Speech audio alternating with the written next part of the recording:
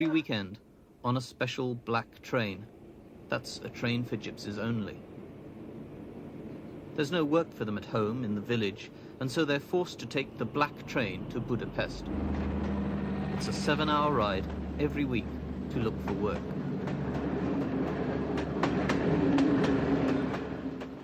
We are often called the guest workers of Hungary, every weekend from the countryside into the city and then back again the next weekend. My family would love me to work in the village at home, but I have to go to Budapest as there's no work to be found here and I can't keep my family. So I travel to the capital to earn money.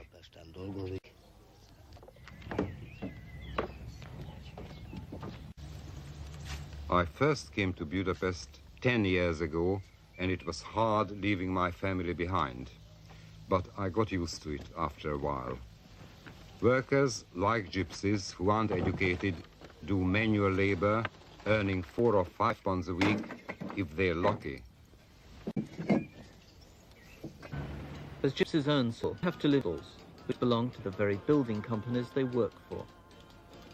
In the evenings, they hold their own private parties. Gypsies like Tibor Rostas are disliked by most Hungarians, who look on them as undesirables, even though these gypsies build the very houses most Hungarians live in, as well as their own hostels.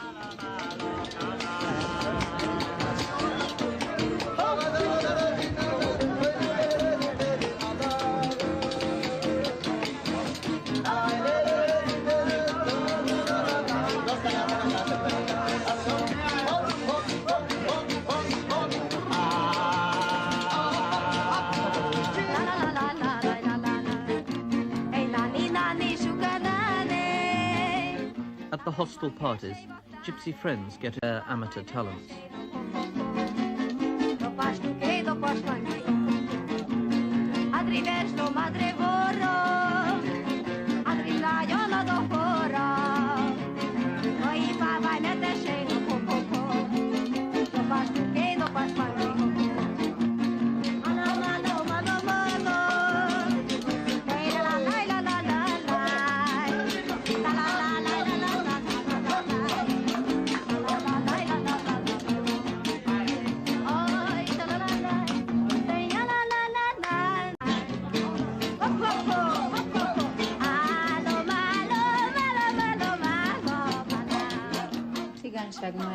The gypsies are probably the only people left in Europe with a folklore that is still living and growing today.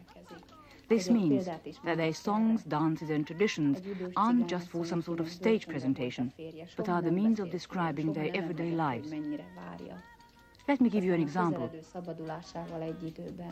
The husband of an old gypsy woman had been sent to prison, but just a few days before his release suddenly burst into rhyme like this: God give me that day and liberate the poor prisoner, liberate the prisoner from captivity, and myself from sadness.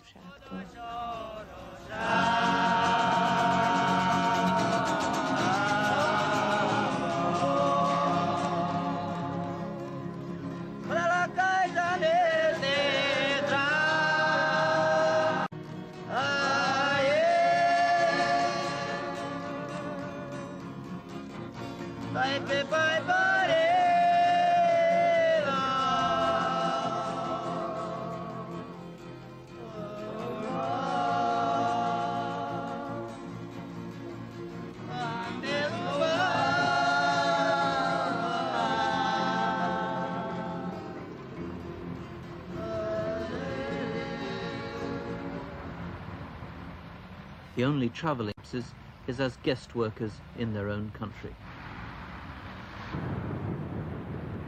But it's as migrant workers that most gypsies travel today into the industrial centres of Western Europe. The Romany Trail now leads to where money can be made, like the giant industries in Düsseldorf, West Germany, beneath and beside. We came to Germany because there was no work for us at home. It was because we couldn't get enough education in our home countries that we had to leave to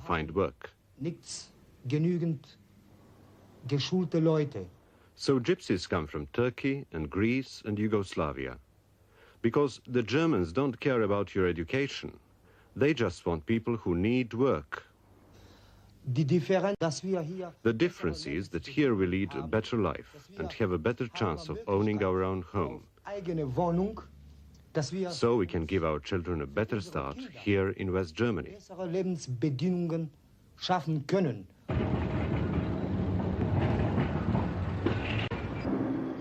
There are tens of thousands of gypsy workers in Germany doing semi-skilled or unskilled work that Germans don't want to do. Anything from tram driving to road building. But there's a lot of discrimination. You can't get a job at all if they know you're a gypsy. So the gypsy workers pretend to be Turkish or Albanian or Serbian. Anything to stop your boss finding out you're a gypsy. We even use languages because if the boss discovers you're a gypsy, you'll be out of a job by the next morning. Amadov Jelajidin and his wife work together in a Dusseldorf printers. They earn less than a German, but it's far more than they'd ever get back home in Yugoslavia. The family lives in a two-room garret flat because they're saving. We came to work here because it is not easy to find a job in Yugoslavia. We came to work and earn. We have problems with the children. When they go to school here, they must learn German as well as Yugoslavian. And afterwards, they have to stay alone at home for hours or spend all day in the kindergarten until we can pick them up when we've finished work. It's very hard on them. But at least in Germany, we can make a living.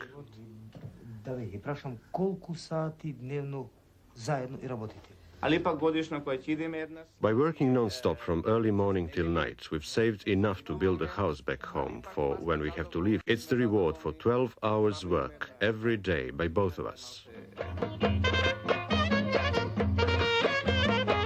This family, like other migrant gypsy workers, brought its music to Germany.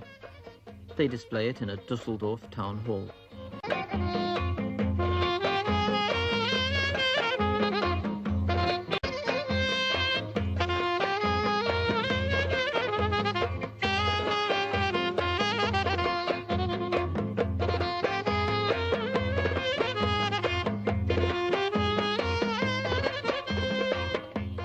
The music of the migrant Yugoslavian gypsies is quite different from what the resident German gypsies play. The German gypsies have learned to give their public what it wants, a sort of jazz called Sinti music. It owes much to Django Reinhardt, who was the first great gypsy jazz musician.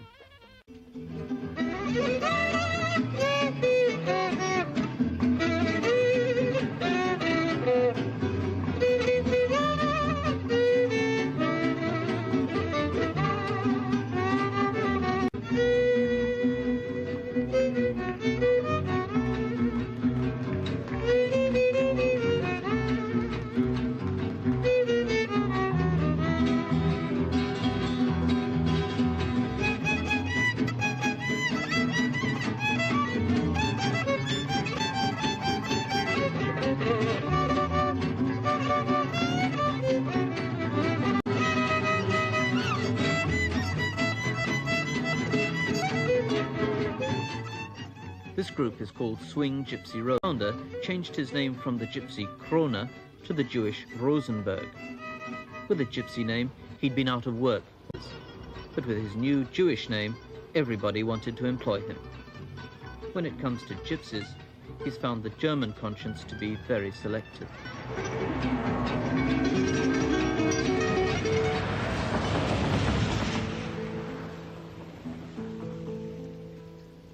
Most German gypsies choose to live outside the cities, more secure in their own company. 500,000 gypsies were exterminated in the second concentration camps.